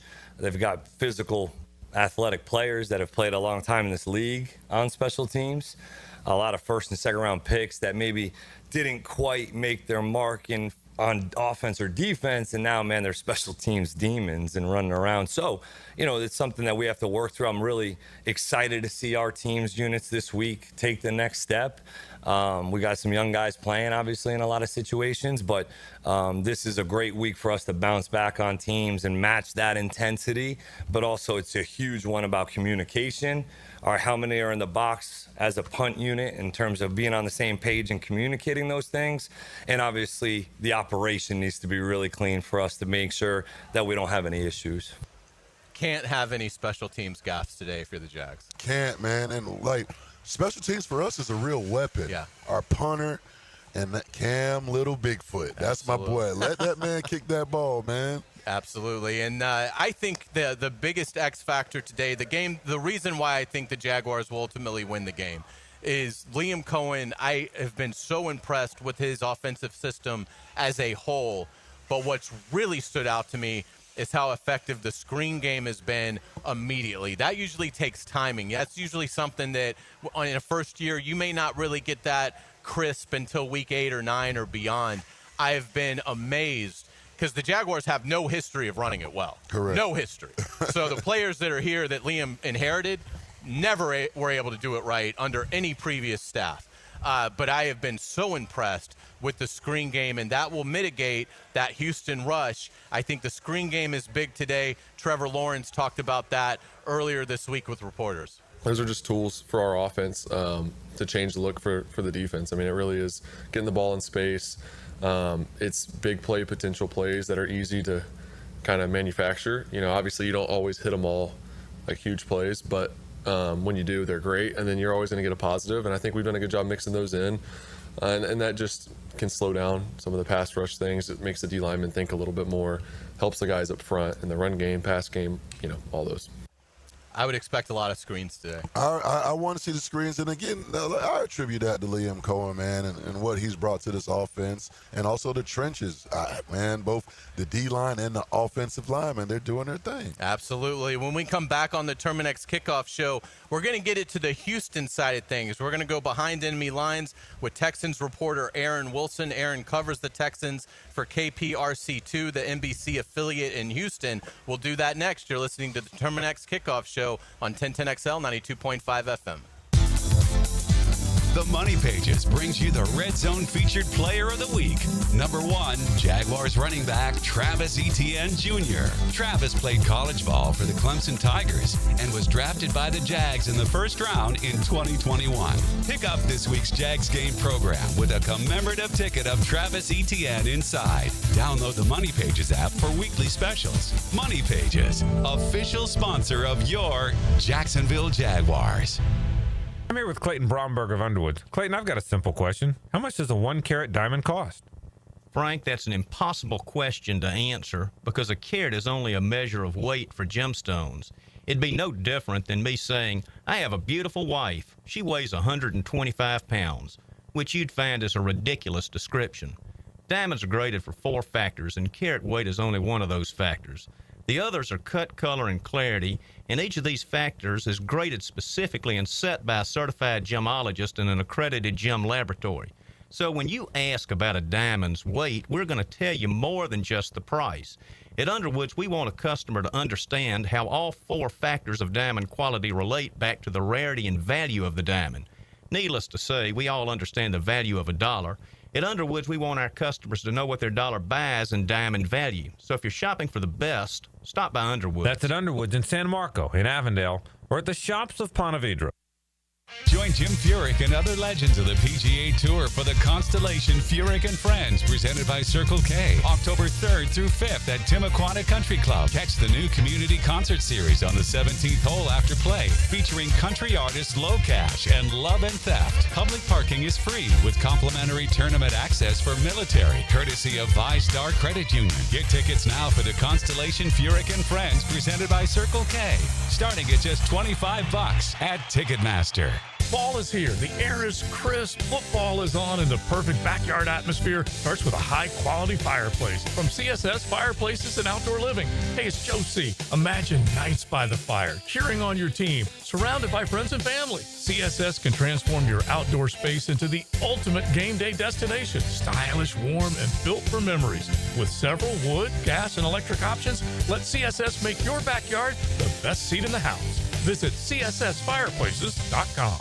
You already know it's your main man E to the T here for Twin Peaks, home of the 29-degree draft. And with ball season here, make sure you're on the lookout for my instant reaction before, during, or after the game. All brought to you by Twin Peaks, home of the 29-degree drafts. Come on, somebody. Mike Dempsey for Apex Roofing and Contracting of Jacksonville Beach. If your roof's got any damage, if it leaks, if it's just old and ugly, call my friends at Apex Roofing. But Mike, roofs are so expensive. It's true, quality roofing is not cheap, but Apex Roofing has up to 100% financing available, so you don't have to compromise quality for budget. Apex Roofing. No shortcuts, no stress, just quality work with financing available. Reach for the peak with Apex Roofing and Contracting in Jacksonville Beach. ApexRoofingFL.com. When persistent plumbing problems leave you feeling flushed, don't panic. Call Roland Reich, the one-stop solution for any plumbing problem, residential or commercial. No matter how complex the work, Roland Reich quotes all pricing in advance, so your only surprise is how quickly they'll solve your issue.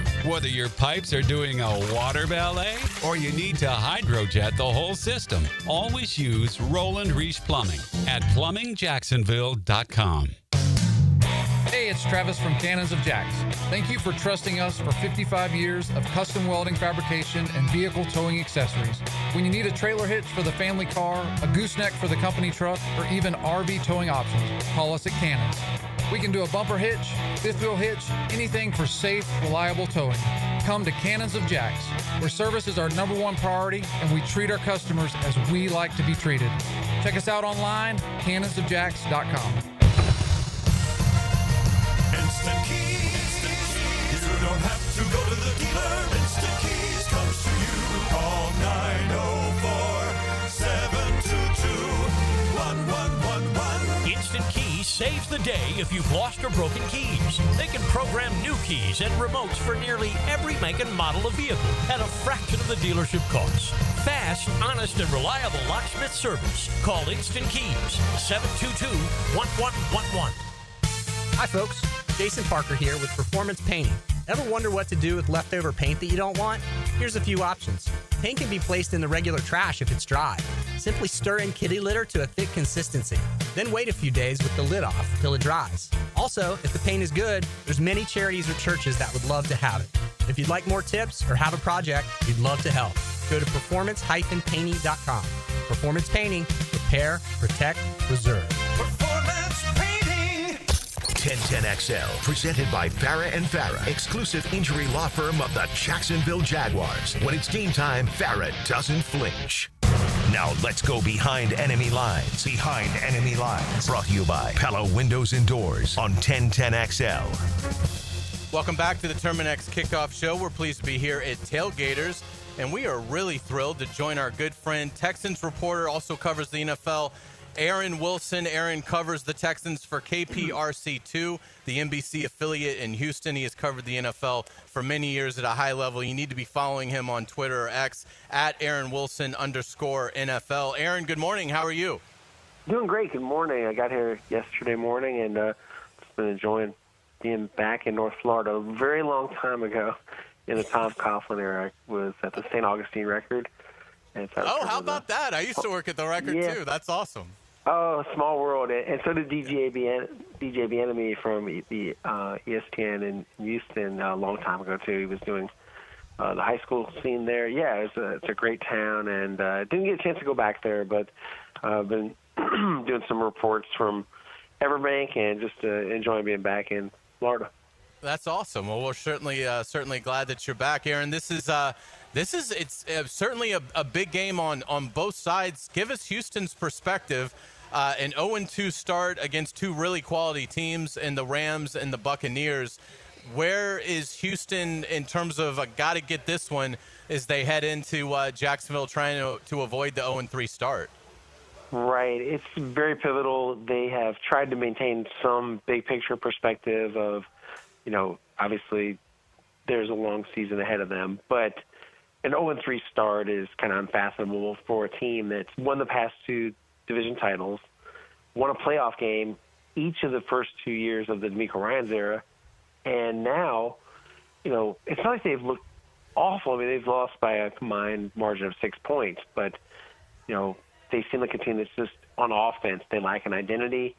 They lack some personnel, and they've got a defense. That's kind of what they can hang their hat on, but this Nick Caley offense doesn't look good at all. It's, of course, missing Joe Mixon, but it's not really just about one player. It's a combination of C.J. Stroud holding the football too long or the offensive line being in flux. They've had some injuries, and they have not had Christian Kirk in the lineup. They do get Kirk back today. Actually, coincidentally, I went up at the same restaurant that him and his family were at last night. So yeah, he's excited. He's geared up for this game and talking to him this week in the locker room. And I would expect Kirk to compliment Nico Collins. Maybe they get well today. I'm not sure. I know Jacksonville's very talented, and I think this is no gimme. I know they haven't lost here since 2017, but it's a new year.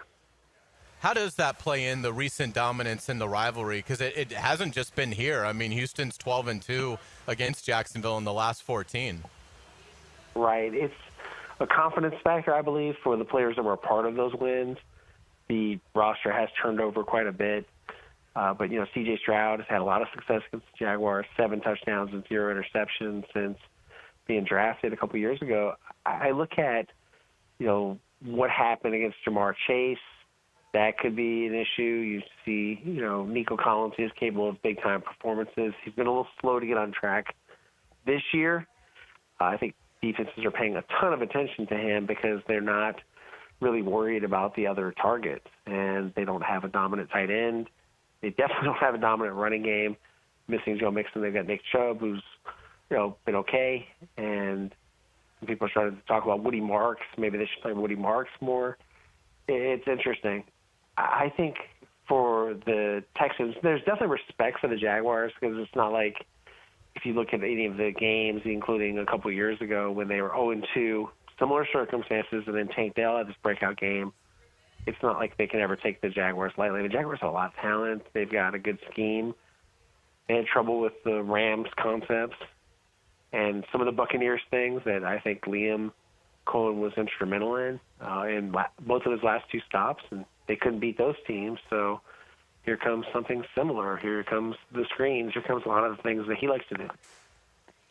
Aaron Wilson joining us. He covers the Texans for KPRC2, the NBC affiliate in Houston. Does a great job covering the NFL at large as well. You need to be following him at Aaron Wilson_NFL.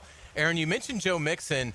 It seems like there's a lot of mystery involved in what exactly is the problem and the timeline for when to expect a return. If you had to give your best guess, when do you think Joe Mixon will be back on the field for the Texans? Oh, I'll be surprised if he plays any football this year. I've heard nothing but gloom and doom.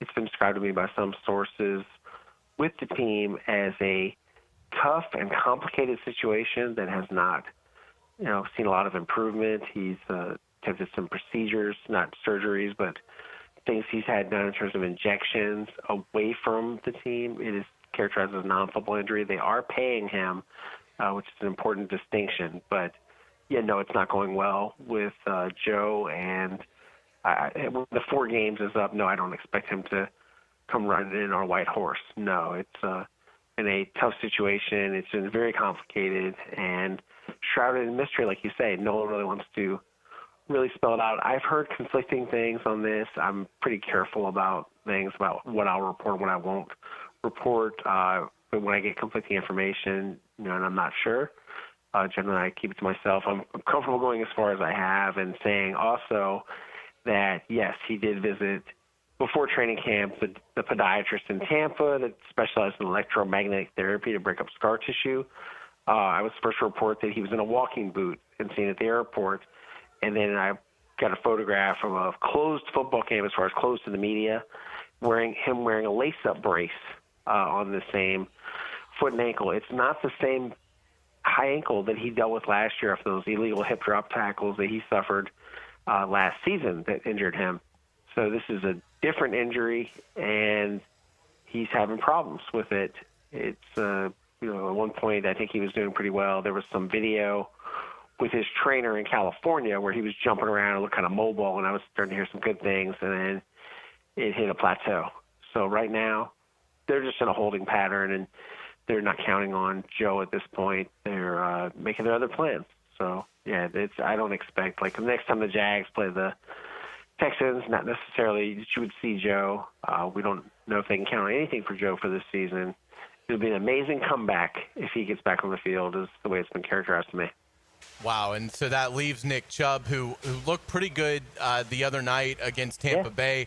And I think they let him score, though. Don't you think? They won't admit it, but probably because Tampa was coy about it when asked. And so, that kind of did lead you to believe that at the time it looked like, wow, nice run there for Chubb. But, yeah, if you don't give him that one because Tampa Bay scored, then obviously a little bit more bogged down. I like what I've seen out of Woody Marks as a pass catcher, the rookie running back. So how will the Texans try to navigate a post-Joe Mixon world with Chubb and Marks, and how effective can they be?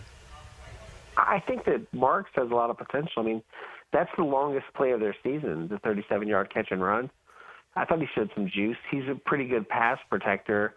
And as you guys know, Dario Ogunbowale, formerly of the Buccaneers, he has the key fumble that loses them the Rams game. They were poised to possibly get that game, and then there's the punch-out. Then he missed a pass protection pickup, just got trucked, and that was against Tampa Bay. So he's having a rough couple of weeks, and mostly what he's supposed to be is a special teamer, but they are shorthanded. I think it's time for Marks. I heard there's some momentum and some thoughts in the organization building toward increasing the Marks role, and he's ready for it. I talked with him on Friday. He's definitely felt some confidence boost from the 37-yarder. I mean, I thought he looked really good on that play. He's a prolific pass-catching back at USC and Mississippi State, but I think he can do lots of things. I mean, if you're capable of a 37-yard gain, certainly you can do that if they hand you the ball or pitch it to you and doing some other things. But, he's young and healthy. Chubb is healthy. We just don't think he's as explosive as he once was when he was right behind, Jim Brown and Leroy Kelly in all-time leading rushing yards for the Browns. I mean, he's in some great company, but, there's definitely some tread off the tire. I think he's solid, and you just want probably a playtime sharing situation. I don't know if Mark should be the back, but I think you need both of them, and they've got to start establishing a running game because they're not doing a lot of pre-snap motion. They're not doing a lot of play action. There's not a whole lot of bells and whistles, and this isn't really the offense we thought we'd see. I mean, they're talking to us about how they run and watch old New England Patriots tape, and we're talking about the Deion Branch, early 2000 Tom Brady era. They're throwing to guys like that or Wes Welker. That is a long time ago, and they watch tape of that stuff. Edelman, Welker, Amendola, and there's a lot to be gained from that. But the game has modernized since then. There's a lot has changed. And, of course, we're talking about Tom Brady, the great Tom Brady. And C.J. Stroud's a very good quarterback, not in the Brady category. He's got a lot still to build in his career. He's a really good quarterback. And I think comparisons are kind of lazy for lots of people. But, yeah, the offense we're seeing, it just doesn't look very advanced so far. And Caley is learning on the job. This will be his third game calling plays in the regular season. Yeah, it's definitely been a struggle for Houston's offense. Last in third down so far, last in points per game. Again, it's early, just 2 games in, and Houston has played 2 really quality opponents, so you have to factor that. But certainly it's been disappointing today. And in terms of the defensive side of things, Houston, I think, presents a lot of challenges from their rushing cover. What has stood out to you so far from that element of the team? We've seen what we expected to see from this pass rushing tandem of Danielle Hunter and Will Anderson Jr. I mean, it's pretty elite what they've done. There was 10 pressures from Will Anderson the other night against Tampa Bay, and he's got a couple of sacks. He's really been as advertised. Danielle Hunter has a couple of sacks. These guys are on pace for a very prolific pass rushing year. There's been some disappointment with the run stopping, with the defensive tackles. I thought Felipe Fatakasi had a tough game against Tampa Bay. They missed a bunch of tackles, but as far as what's been good, Derek Stingley Jr. containing a Mike Evans, containing a Devontae Adams. I mean, that's why he's their $90 million man. He's an all-pro. I think C.J. Gardner-Johnson, we haven't really seen any big plays from him yet, and seen one bust where there was a touchdown allowed. I believe that was his fault in Los Angeles, but that was his first game back from the knee injury. He played a little better against Tampa Bay. All of their tackling was bad, though, like especially Henry To'oTo'o, who's normally a sure tackler. The missed tackle on Baker Mayfield, that's why they lost the game on 4th down. I mean, he comes in real high, tries to arm tackle him, and Baker is a very underrated and elusive scrambler who's all the intangibles, feisty, gritty, all that stuff. It really actually is true for him, a competitive dude. And, I mean, he outdueled CJ. He got the best of that defense. And Bucky Irving, don't remember his name. I mean, he trucked a lot of guys. He was just running through tackles. A tough night. The defense is better than that. They're talented, but I wasn't impressed with the linebacker play at all. You know who's back here. We wrote about that and talked to him, Azeez Al-Shire, and he tried to downplay this return to Jacksonville. But you know the Boo Birds are going to be out there for him, and social media is a rough place for him, especially this week. It's it was a controversial situation. Lots of angles to that one, and that's why I thought it was worth paying some attention to, doing a story on it. But it'll be for this defense, just from a functional standpoint. I mean, if they don't tackle any better, they'll lose this game too. Yeah, without a doubt. And Aaron, I want to get you out on how you think the game will play out today. But before we do that, where can our audience find your work? Right. I'm at KPRC2, which is the NBC affiliate in Houston. We'll have some television hits after the game. Our website is www.clicktohouston.com. It is free of charge, no subscriptions. I am also on YouTube. I joined YouTube last year, and I'm been trying to build that. It's a new territory for me, but about 17,000 people following now, and that's awesome. It's at Aaron Wilson Sports. I'm on Twitter and X, Aaron Wilson _NFL, and I even do Instagram. Occasionally there are some food pictures of my wife, so it's not only football. Sometimes there's some of my life is on there too, but that's at Aaron Wilson 7128. So that's pretty much it for me. I use a few other things, but nothing really, as much concentrated as what I do with Twitter and X. And yeah, thanks for the recommend. I appreciate it. Do my best to try to keep up with the other teams. It is a battle to follow it all. I kind of just sort of dabble with the other teams more so than concentrate on it, because I get paid to cover the Texans, not to cover the league. Well, we certainly have enjoyed your coverage for many years, and we'll continue to do so. What kind of game do you think we see today? You don't necessarily have to pick a winner unless you want to, but just what kind of game do you think is coming at 1 o'clock today? A really close football game, and I think the Texans finally get off the schneid, and they will get their first win of the season. I would say 24-21. It will be a really good football game. I'm excited to cover this one. I think it's going to be super close. It wouldn't surprise me if they lost again, but it's kind of a little bit of a hunch that they're going to come to play today, and they might put some things together. I wonder if Nico Collins may have the kind of success or similar to what Jamar Chase was doing. It seems like there's a vulnerability there that's somewhat glaring as far as being able to throw on the Jaguars. We'll see what happens. I mean, that's why they got to play this game, and maybe Eric Murray will make some noise against his whole team. He is an underrated player and a good dude. Definitely, if you guys have had a chance to meet E. Murray, I've really enjoyed good talking guy. to him.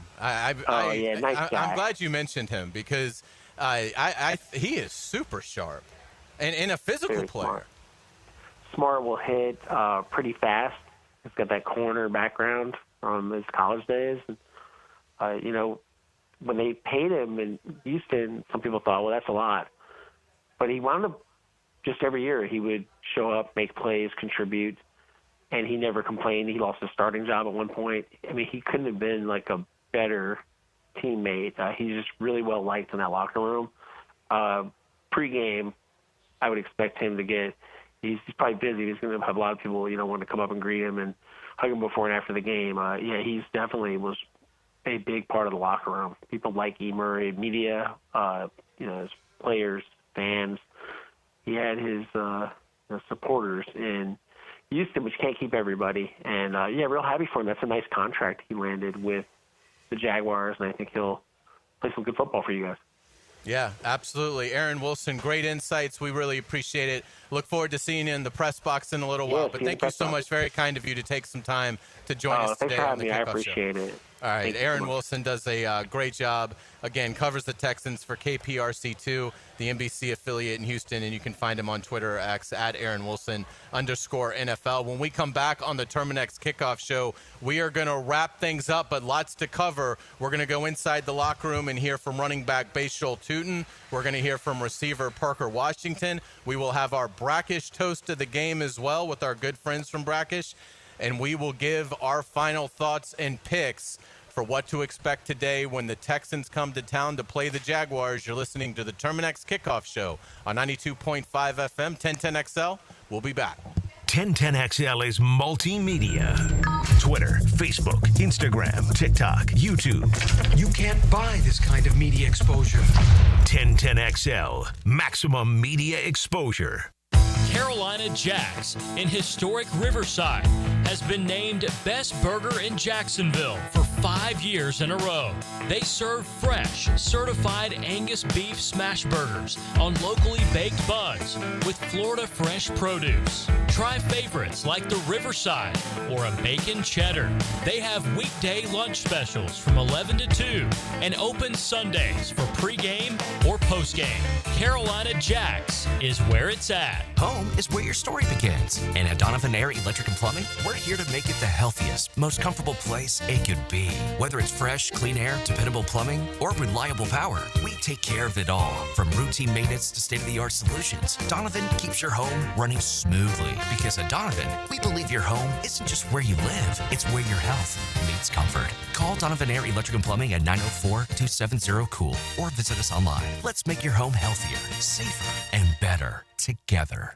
This is Jennifer Marion at Randy Marion Cadillac, Southside Boulevard in Jacksonville, and now's the time to drive away in luxury. That's right, Jennifer. The $7,500 tax credit ends this month. It's your last month to take advantage of this incredible opportunity. At Randy Marion Cadillac, drive the all-new electric Optique, Lyric, and Vistique. They are all in stock and ready to drive today. See all of our inventory at Randy Marion Cadillac of Jacksonville.com or visit us on Southside Boulevard, Jacksonville. And don't forget, tell them Jennifer sent you. This football season, Hurricane Grill and Wings is your game day getaway. Catch every play with the perfect drink in hand. Handcrafted cocktails like the Millionaire Margarita, Spicy Guavarita, Old Fashioned, or the Red Bullerita. Beer more your style to watch the games? Enjoy an ice cold Bud Light. Game day cocktails and Bud Light specials are here all season long at Hurricane Grill and Wings. Find a restaurant near you at hurricanewings.com. Brian and Angela Wall here with Window World. Hurricanes happen in Florida. That's not news. But what happens even more often than hurricanes are home break-ins. And if security is important to you, you might want to look into hurricane-rated impact windows. What you may not know is that hurricane-rated impact windows not only help protect your home in case of a hurricane, but they also offer another level of security for your home. Have you seen those videos on YouTube that show people trying to break through an impact window? A thief is way too lazy to spend his energy trying to break through one of our impact windows. That's why he doesn't have a real job like you. He'd rather break your non impact window while you're at work. Window World has high-quality, very affordable hurricane-rated impact windows to help protect your home from hurricanes and from lazy thieves. Call us today at 904-443-7001. Get a free estimate and see for yourself. You save energy, get more security, and the windows add value to your home. With all Window World windows, you get the best guarantee in the window replacement business. Window World, simply the best for less. And thank you for your business. XL Primetime is back weekdays noon to 2, and on Wednesdays, join Dr. George Bari at 1:20 for the latest in sports injuries from all the big names in the game. Make sure you catch Dr. George Bari on XL Primetime Wednesdays at 1:20 on 1010XL 92.5 FM. I'm Chris Campione. Veterans have given so much in the service of our country, but when it comes to legal challenges, you shouldn't have to fight alone. At Campione Law, we're here to help veterans like you get the support and compensation you deserve. Whether it's a workplace injury, a personal injury claim, or navigating a veteran's disability claim, we'll stand by your side every step of the way. Your service to our country matters. Let us serve you with the dedication and respect you deserve. Call Campione Law for a free consultation today. Campione Law, fighting for veterans, fighting for justice. Visit CampioneLaw.com. Campione Law. The Money Pages brings you the Red Zone featured player of the week. Number 1, Jaguars running back Travis Etienne Jr. Travis played college ball for the Clemson Tigers and was drafted by the Jags in the first round in 2021. Pick up this week's Jags game program with a commemorative ticket of Travis Etienne inside. Download the Money Pages app for weekly specials. Money Pages, official sponsor of your Jacksonville Jaguars. Tired of high energy bills? Replace those inefficient windows and patio doors now with the big BOGO event. Buy one, get one 40% off replacement windows and patio doors. Plus, no money down, no payments, and no interest for 18 months. This offer expires September 30th. Renewal by Anderson, proud partner of the Florida Gators. Visit bestwindowsflorida.com to schedule your free consultation. License number CGC 1527613. 1010XL, presented by Farah and Farah, exclusive injury law firm of the Jacksonville Jaguars. Focused, fueled, fearless, Farah. This is the Terminix Kickoff Show, live from Tailgaters Parking, presented by American Electrical Contracting and Campione Law on 1010XL. Welcome back to the Terminix Kickoff Show. ET is here. Hey, you see that? Oh, is that Slash? You see that? Oh, my God. Hold on. Breaking the rock. Love it. ET is fired up. We all are here at Tailgaters. What a great crowd. I mean, these fans are ready. The Texans have a problem at 1 o'clock. Oh, they got a problem because, it's Duval County, man. We going to ride till we die, baby. It's going to be a lot of fun. Great weather. We've certainly had a fantastic time, as we always do at Tailgaters. And again, keep in mind the Main Street Bridge is closed. Is that correct, John? That you're saying? So take that into consideration if you're coming down here. Again, already a great amount of fans here at Tailgaters, and we're certainly excited for a great environment in the stadium today to hopefully see a Jaguars win over the Texans. We still got lots to get to. Let's go back inside the locker room on the offensive side of things. We're going to start with rookie running back Bashal Tutin. Liam Cohen talked earlier in this week about Tutin's progress. Yeah, I think he's, taken a huge step from the spring for sure. And you look at in the game plan, continuing to try to be on the screws with all the little details. Like, that's so much for a rookie, especially rookie running backs, like with Bucky last year, man. We had him as more of a gadget almost guy early on. Then when he started to go, there's so many things that he has to know that then, like, footwork starts to get a little jacked up on tracks. And then you start to decide, well, what is too much information? And what is the information he needs to know? And what are the things that we may need to kind of live with for a short term till he gets going, right? And so I think the more and more he gets reps, the more comfortable he gets within the system. And, all three of those backs really practiced their tails off this week. Yeah, and that's great to hear. I've been really impressed with Bashal Tutin. What do you think so far from watching him?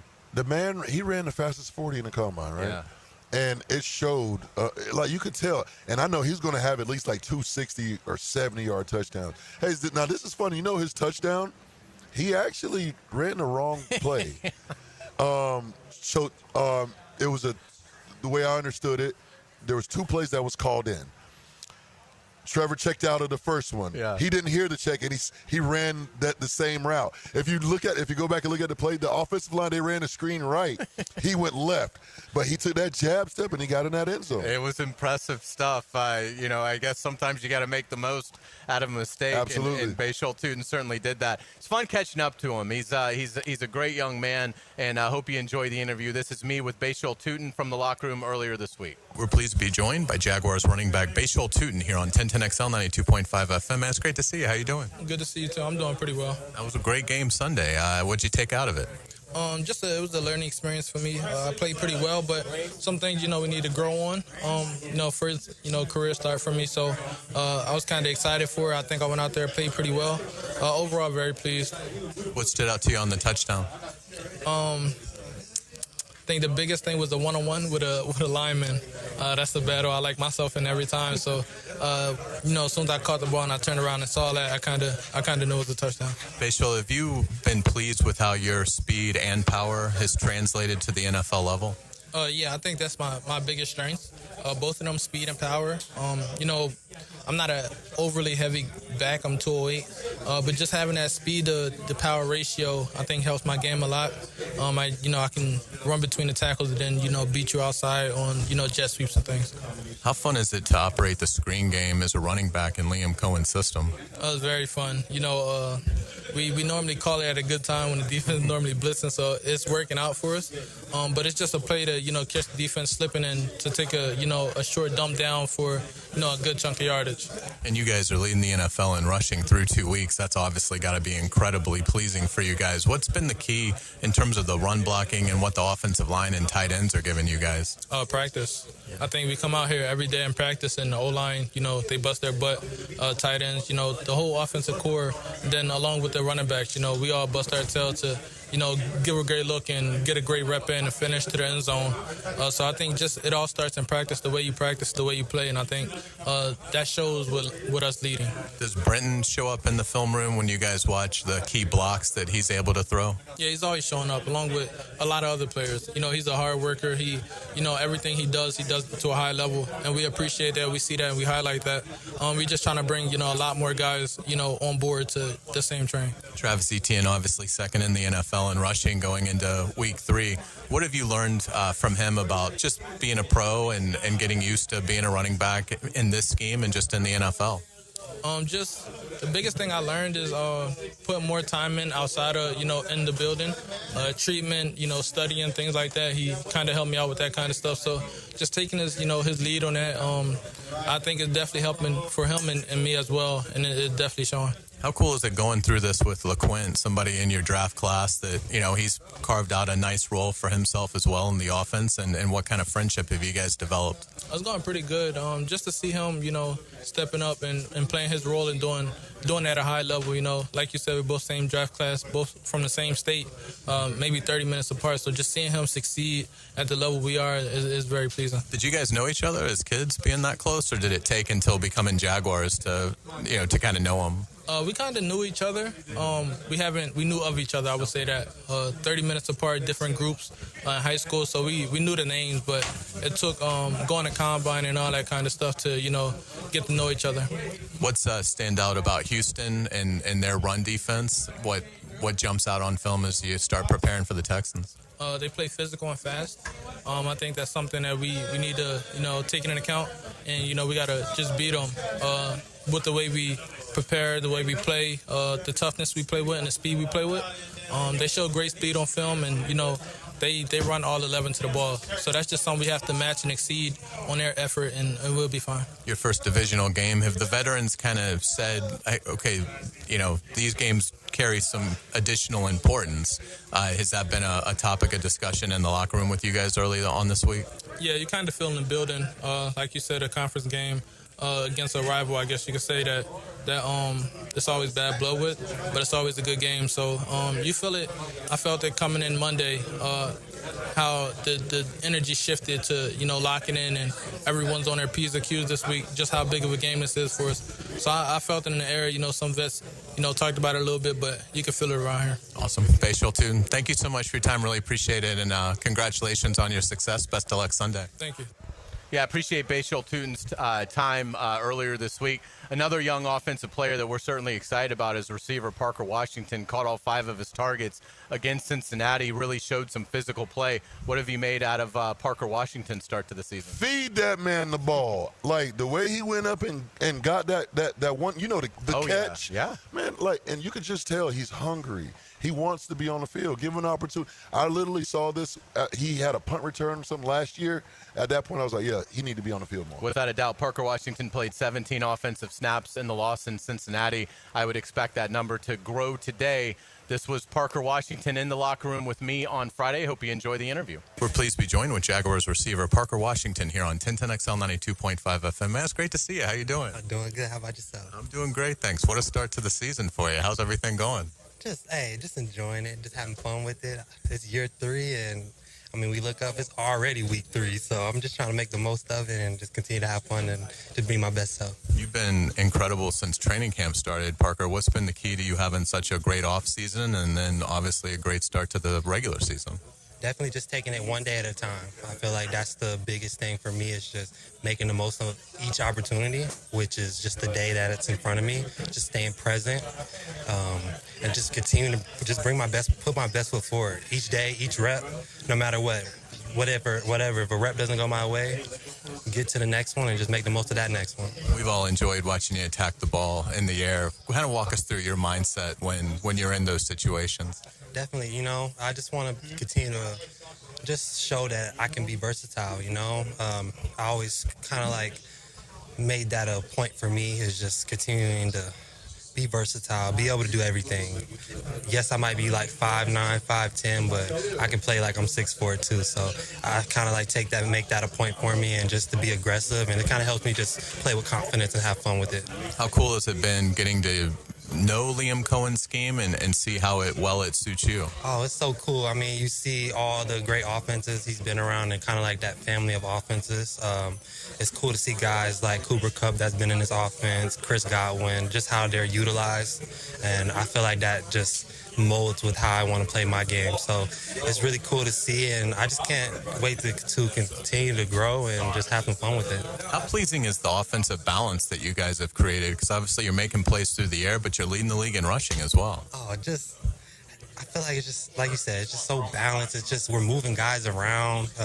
It's really cool because it feels like we're doing a lot, but we're really just kind of just moving one little piece here, one little piece here, and it looks like a totally different place. So it's been so cool to see that. And I really have been enjoying it, and I'm excited to see us continue to build on that. Houston has such an excellent defense. What has stood out to you, Parker, in your experience playing the Texans under DeMeco Ryans, and also what you're picking up on film through these first 2 games that Houston has played? This is a physical team. They're going to come out there. They're playing with a lot of passion, and they're coming out each play, no matter what. Everybody's swarming to the ball. Everybody's in on the tackle. So I feel like for us, we've been changing the culture of everybody swarms the ball as well, even as an offensive player. So it's been cool to see Jags picking up Jags and being near everybody near the football. So it's going to be a real fun game to watch as far as the physicality, and I'm excited to be a part of it. I was talking to Brenton a week or 2 ago and asked him about you, and he said when Parker does something, obviously for the audience, Penn State teammates, but when Parker does something, it really inspires me. What's it been like for you to see the impact that Brenton has made as a receiver and a blocker? Oh man, he's been working his tail off in college up until this point. And then I'm just grateful to be a part of his journey as this far. We've been teammates since college, and then just being able to get drafted in the same class, same team, it's just cool to be a part of. I don't take that lightly, and it's fun to see what he does. And this offseason, he put a lot of work in. He came back ready to go, and it shows. And like I said, you see him in the run game, it's unreal. So I wish I could do it like that. Great stuff. Parker, thank you so much for your time. Congratulations on your success, and certainly best of luck to you on Sunday. Thank you so much. I appreciate you. Now, the Brackish Vodka toast of the game. Brackish Vodka, spirit of the sportsman for whatever your sport is. We love being here at Tailgaters. Our good buddy Chad. Are you ready? We are ready, baby. Let's do it. What are we doing today? We got to win in week 1 when we're here. What are we doing? We had to win week 1, so we're bringing her back. We're bringing the Bridgie back. The Bridgie! Man, I'll pour my Bridgie a little heavy. You want a strong Bridgie? You know what I'm saying? You want to get after it? Yeah, pour my Bridgie a little heavy. We gotta give E just a little bit more. So what's in that Bridgie? So we got peach vodka, peach brackish, and then we do a little bit of Sprite, and then we're gonna come back with a little bit of sweet and sour. Ooh. And where can we get brackish vodka? I'm telling you what, it used to be a time where I would say, well, there's a liquor store here and here. I don't think you can go anywhere now. Yeah. I can't find it. And it's amazing. All the flavors are off the chain. I carry it at every bar that I got, and it is something else, man. I tell you what, we did well with it. Let's so here we go. go. Here's to the Bridgie, here to the win.